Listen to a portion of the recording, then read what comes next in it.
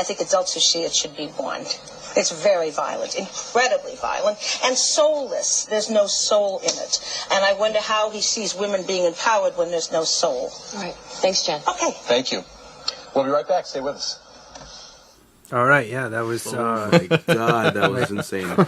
She was like combative from the start. So much hate for, I don't... But then it was like fake too, because she was trying to be nice. Yeah. And it's like, at least just go all out and be like, I don't really believe in what you do. But I don't approve of your movies. Yeah. But they are rated R, and all he was doing was recommending. Yeah. So it's really up to the parents still. Exactly. So it's like, why does it matter what he's saying? You know what I mean? Yeah. It doesn't matter. With that said, I think that Kill Bill, I do agree that kids could see these films because the violence is so hyper violent that it's almost unrealistic. And then in that sense, I think that it's a little bit more okay for them to see. Yeah. To see it. And that's his style. Yeah. That's the way he shoots. Yeah. So I'm just saying, like, there's a lot more like of an Asian culture around this set or whatever, which I feel like not a lot of people are going to agree with me, but I feel like I said, it takes you out. Like, it's like, oh, that would never happen. Oh, yeah. So I feel like kids are going to be able to kind of differentiate that or whatever, you know, that it's like fictional or whatever. Yeah. Of course, that's all hearsay or whatever, you know what I mean? I don't know, but any other thoughts on this film? I love the fight between the bride and Elle in the trailer. Oh yeah, that was such a great fight. Yeah. Oh my gosh. Because it's brutal and it's exhausting, like we were talking last week about True Romance. Yeah, I have no idea really how they did that in that trailer. Yeah, because it's pretty cramped, and the ceiling itself isn't that high either. But it makes for a great fight scene. Like when she just goes to the wall of the fucking shower or whatever, the bathroom. Nuts. Yeah. That's definitely a highlight of that volume for sure. And I just want to give a shout out to, I think his name is Larry Bishop. He's the guy that plays the strip club owner in the beginning where Bud works. I love his scene where he's just giving it to Bud. He's like, take off that fucking hat. I told you not to wear that goddamn thing. Oh my god, yeah. Just the look on his face and the contempt that he has for Bud and the hat. And how he's like going to just cancel his shifts because Bud wore the hat and he doesn't like him. Oh, and then the chick, one of the strippers, is just like, oh yeah, one of the bathrooms is flooded with shit. Go clean it up. Yeah, it's crazy. Yeah, I want to give a shout out to. I don't know if he had a name in the movie, or what his character's name in the movie was. I think the actor is Larry Bishop, and I just want to give him the shout because that always like made me laugh probably the hardest in that movie. Oh yeah, well I guess we'll end this this piece with Swan Fact. Yeah, I only have one for this. So Bill's Truth Serum at the end. It's called The Undisputed Truth, and that's actually the name of a 70s soul group. Yeah, they did a great song called Smiling Faces sometimes. Yeah, you would know that. I would know that. It's in Dead Presidents, that's how I know it. With that being said, this leads us to our which might be like his most controversial movie as it's revered as the worst movie. Oh god, I can't wait to get into this one. Yeah, it's Death Proof. Okay. So do you guys want to roll the audio for the trailer? Yes. All right, here you go, guys. Have you been following us? You saw my car, I saw your legs. Now look, I ain't stalking y'all, but I didn't say I wasn't a wolf.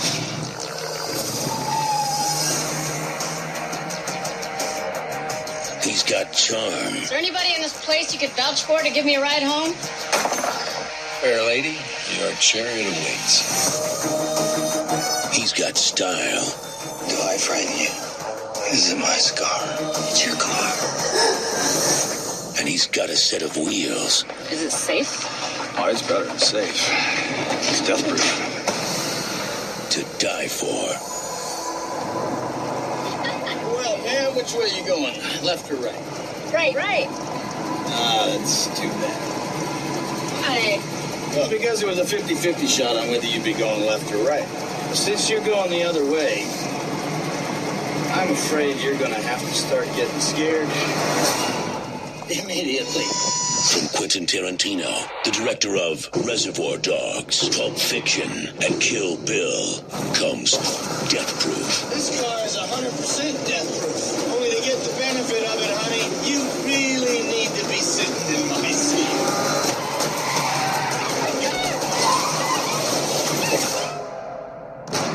If he likes the way you move, then he decides You're gonna catch me, my other girlfriend. the way you die. His method is brutal. His weapon is speed. But his latest targets are about to fight back. Let's kill this bastard. He lets you go.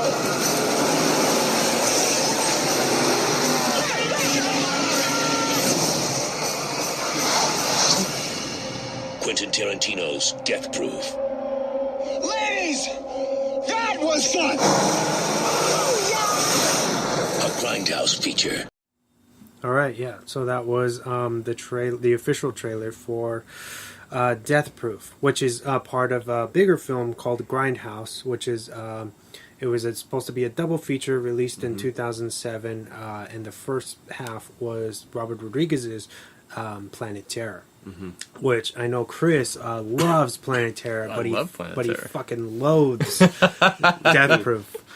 Before we get into his thoughts on the film, we'll do an overview of the film. So it was released in 2007, like it said. It's rated R. It runs in at 2 hours and 7 minutes. It doesn't feel that long. Death Proof? Yeah, all the fucking dialogue and shit, I guess. It has a 65 on Rotten, which is probably the lowest of all his films on Rotten. Yeah. It was made... Shit. I don't know for the box office. I know it was made for $30 million, which seems a bit high for what they do in the film. I'm sure most of that was to pay the actors. It's starring Kurt Russell, Zoe Bell, Rosario Dawson, Rose McGowan, Mary Elizabeth Winstead, Vanessa Verlato, and Tracy Toms.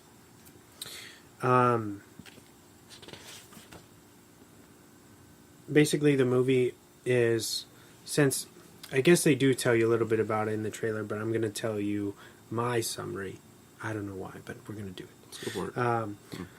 Stuntman Mike is a professional stunt double who likes to stalk and kill women for sexual pleasure, as you learn in the film later. So, what are you guys' thoughts on the film? We'll start with Chris, since he's so opinionated on this one. Maybe you should ask James first, because I'll take up 30 minutes talking about this. Okay, yeah, all right. Let's go, James. No, I like the movie. I didn't really So you're basically on board with me, how I see the film. I like the movie. Yeah. I'll agree with Chris that I definitely think it's his weakest film. Okay, yeah, I can agree with that. From his filmography, it's. I think he's even said so himself. Yeah, it's definitely his weakest, and probably the one that might not feel as authentic as a Tarantino film, but I feel like that all plays into maybe he did that a little bit on purpose, or maybe the writing aspect was rushed a little bit, because it was part of a double feature. Yeah. I haven't done so much research into that, so I can't really say as far as factual stuff, but I think that maybe he just didn't. He might have wrote this in a quicker time because it was full-blown exploitation, like supposed to be kind of bad in its own right, or whatever. But do you have anything else you want to say? I like the ending. Yeah, I like the finale. Spoilers. Spoilers. Yeah, the girls get their revenge on this guy, and I think I remember years ago, Chris told me that that's something that he didn't like because they kind of paint Stuntman Mike as this god, like this fucking badass who can get away with anything, and then it's like the second half of the film, it just that all goes to shit, or whatever. So that inconsistency, I can see why he would be upset by that or whatever. But then I can also see how, because Quentin is kind of a ladies' man, and I feel like he caters to women. I don't know why exactly that is. Maybe it's his foot fetish, whatever. We haven't talked about the foot fetish stuff. Yeah, no, you see how I put that in there? Yeah, but with that being said, I feel like he wrote this movie as a love letter to women, and I don't think that it was supposed to be necessarily realistic. Yeah. And so people's gripes with, oh, that would never happen, or this dialogue is weird, I feel like it's an exploitation film and you can kind of take it in any way you want. Yeah. And people are going to love it and then people are not. I feel like there's no really middle ground with Death Proof. You either love it or you hate it the way that Chris hates it. Yeah. And I'm glad that he's here to kind of give his insight on why he hates it so much, because I've watched this film several times. I own it, and I don't think that it's a bad film, as a whole or whatever. Yeah. I do think I also agree with Chris that Planet Terror is a lot more enjoyable, but it's also a whole nother kind of style. Yeah. But with that said, I'll let Chris take the mic for a bit. Well, since we've been talking about Planet Terror and Grindhouse, I saw this originally as part of the Grindhouse double feature. Yeah. Did you get to see it in theaters real quick? No, I don't think. I think I saw them separately. Yeah, because they released them separately, which we were talking about last time. Yeah, because I saw it, and with the double feature, it's the double feature. First of all, Planet Terror is, in my opinion, far superior. Of a half of the movie than Death Proof is, and if they had ended with Planet Terror, I thought it would have made the Grindhouse double feature more enjoyable. I guess they ended with Tarantino's movie because he's Tarantino and he had the bigger following and so you think that more clout. So you think that he closed the film because of his name? I think so, and if we didn't discuss Four Rooms last week.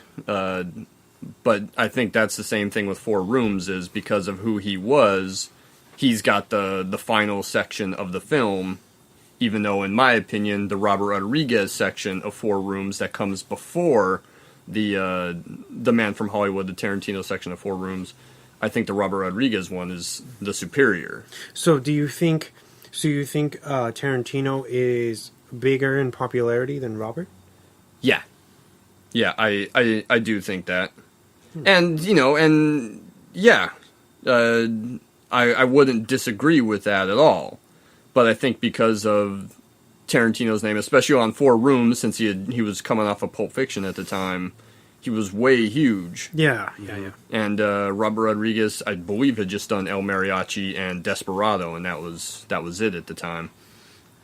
But I think that the Robert Rodriguez story from Four Rooms is better than Tarantino's story. As with this, I thought that the Planet Terror half of Grindhouse was much more enjoyable. It actually was more in the spirit of the Grindhouse movie than Death Proof was.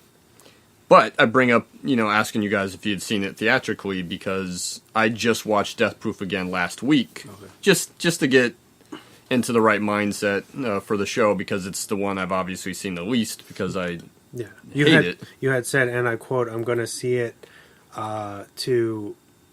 so that way I'll be able to know if I hate it still the same as I hated it the first time I watched it." And what did I tell you? He said that he hated it the same. It's all this, it's the same. Well, I asked about theatrically, because when I watched it last week, there's some differences. By itself, It's easily 20 minutes longer than what was in theaters as part of the Grindhouse double feature. Yeah. And that 20 minutes does not add anything to the movie whatsoever. So, I'm going to give you guys a couple of quotes here that pretty much sums up why I hate it so much. Roger Ebert said that the film is marked by overlong scenes of expository dialogue. The whole beginning sequence, especially when they're in the car, when they're at the bar, when the girls are in the car? The girls are in the car and they're talking about scoring weed. And then they're in the bar and they're talking, and Jungle Julia tries to set up like how she's gonna set up the lap dance later on. Those